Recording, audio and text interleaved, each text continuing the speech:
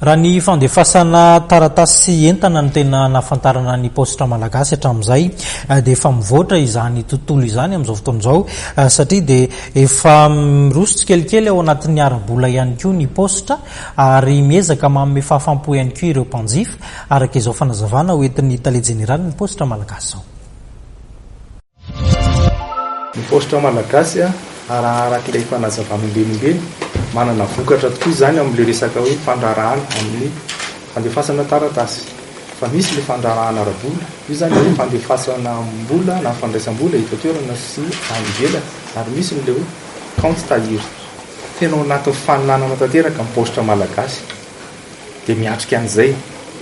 Ny toa fantatsika fa misy ny banque foibe Madagasikara, tsy maintsy manaraka an'izay dia amaorinan'izay zany ireo sampandraraha samihafa na ny tsy miankina na miankina vao mijery ara-teknika amin'izay hoe aiza no azahoanay tombony aiza no ahafahanay manome fahafaham-pon'ny mpanjifa amin'izay efa apetraky ny banque foibe zay.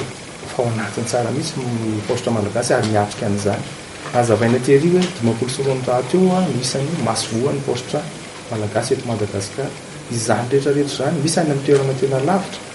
Izany rehetrarehetra zany miezaka miatrika an'ilay fifaninanana hoe manakaiky an'ilay vahoaka zany mba misitraka an'ilay vokatra. Tena ao anatin'ny fiatraikany izy ny postra malagasy.